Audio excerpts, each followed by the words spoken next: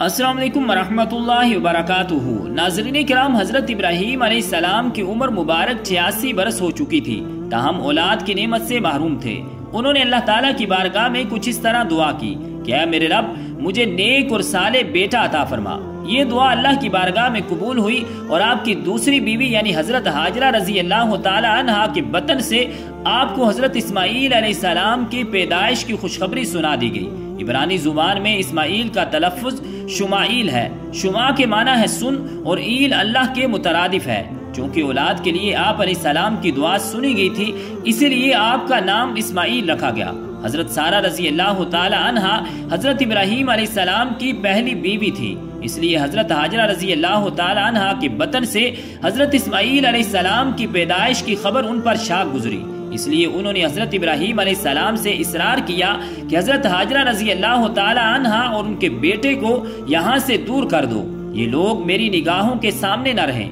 حضرت ابراہیم علیہ السلام کو یہ بات بہت ناگوار گزری، مگر بارگاہ الہی سے جب حکم ہوا کہ حضرت ہاجرہ اور حضرت اسماعیل علیہ السلام کو عرب کے ریگستان میں چھوڑ دیا جائے، تو حضرت ابراہیم علیہ السلام حضرت ہاجرہ اور حضرت اسماعیل علیہ السلام کو اس جگہ لے آئے جہاں آج کعبہ ہے۔ اس زمانے میں یہ جگہ بالکل غیر آباد تھی۔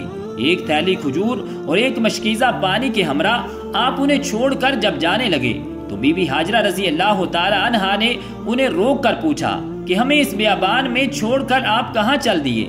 حضرت ابراہیم علیہ السلام کی خاموشی پر حضرت ہاجرہ رضی اللہ تعالی عنہا نے پوچھا کہ کیا یہ میرے رب کے حکم سے ہے؟ تو حضرت ابراہیم علیہ السلام نے ہاں میں جواب دیا۔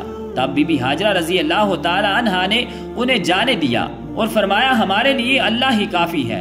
حضرت ابراہیم علیہ السلام جب چلتے چلتے ایسی جگہ پہنچے کہ دونوں ماں بیٹا ان کی نگاہوں سے اوجھل ہو گئے تو آپ نے اپنے دونوں ہاتھ بلند کیے اور اللہ کے حضور عرض کیا، اے میرے رب، میں نے بسائی ہے ایک اولاد ایسے میدان میں جہاں کھیتی نہیں ہے، تیرے ادب والے گھر کے پاس۔ اے میرے رب، بعض لوگوں کے دل ان کی طرف جھکا دے اور ان کو روزی عطا فرما اپنے فضل سے تاکہ یہ تیرا شکر ادا کریں۔ حضرت ہاجرہ رضی اللہ تعالی عنہا چند روز تک مشکیزے سے پانی پیتی رہیں اور کھجوروں سے گزارا کرتی رہیں اور حضرت اسماعیل علیہ السلام کو دودھ پلاتی رہیں۔ جب پانی اور کھجوریں ختم ہو گئیں تب وہ پریشان ہو گئیں، چونکہ وہ خود بھی بھوکی تھی اس لیے دودھ بھی نہ اترتا تھا اور بچے نے بھوک اور پیاس سے رونا شروع کر دیا۔ بچے کی بے چینی دیکھ کر حضرت ہاجرہ رضی اللہ تعالی عنہا نے پانی کی تلاش شروع کر دی اور وہ صفا پہاڑی پر چڑھی کہ شاید کوئی اللہ کا بندہ نظر آ جائے یا کہیں سے پانی مل جائے، مگر کچھ نظر نہ آیا۔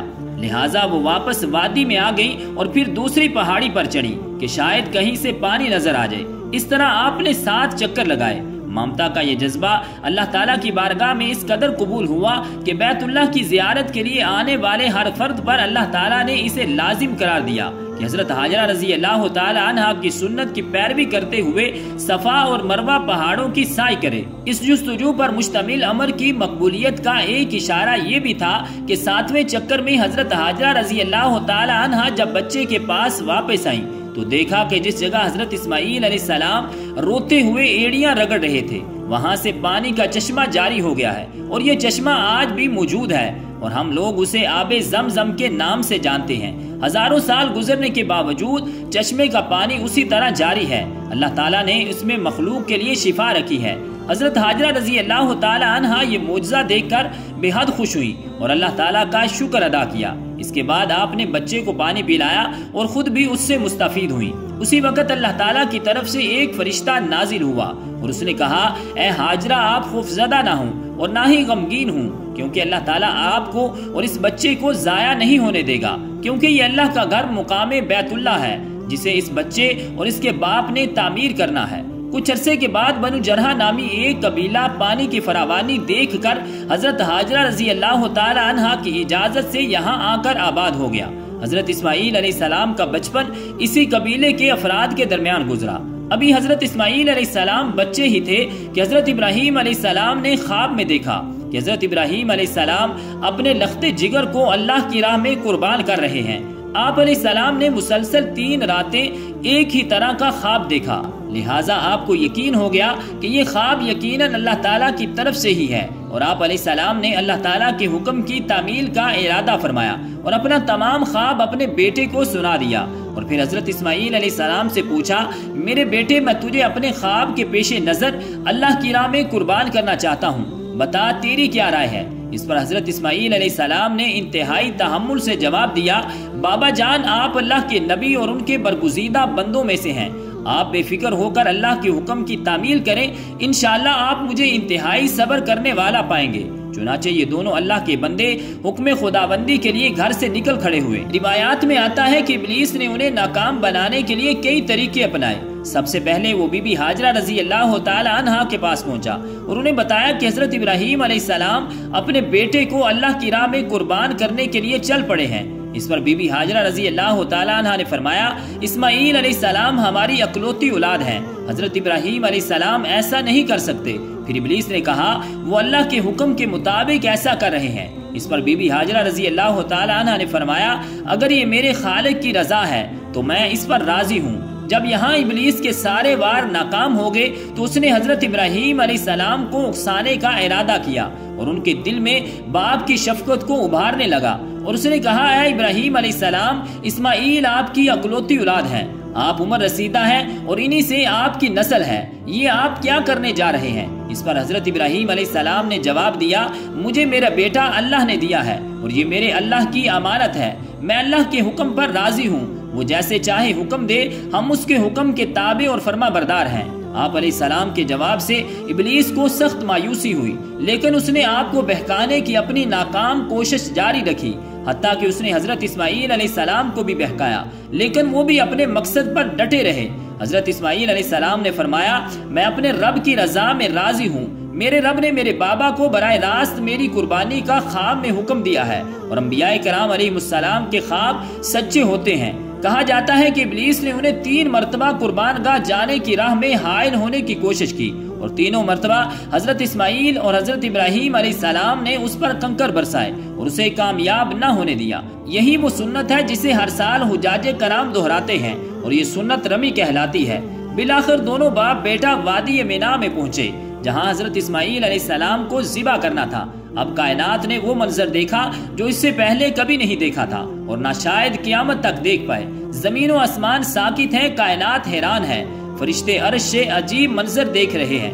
تبھی اسماعیل علیہ السلام کہتے ہیں، اے ابا جان، آپ میرے دونوں ہاتھ اور دونوں پاؤں باندھ دیجئے تاکہ چھری چلاتے وقت آپ کو کوئی دقت نہ ہو، اور اے ابا جان، آپ مجھے زمین پر منہ کے بل لٹائیے گا تاکہ میرا چہرہ زمین کی طرف ہو۔ اگر میرا چہرہ آپ کی طرف ہوا تو کہیں آپ کو مجھ پر ترس نہ آ جائے اور آپ مجھے ذبح نہ کر پائیں۔ اے ابا جان، اپنی آنکھوں پر پٹی باندھ لیجئے گا اور ذبح کرنے کے بعد میرا کرتا میری ماں کو دے دیجئے گا تاکہ انہیں صبر آ جائے۔ باپ نے سب باتوں پر عمل کیا، بیٹے کا ماتھا چوما، پاؤں باندھے اور بیٹے کو زمین پر منہ کے بل لٹا دیا اور چھری چلا دی، لیکن چھری نے حضرت اسماعیل علیہ السلام کو نہ کاٹا، کیونکہ اللہ کو کچھ اور ہی منظور تھا۔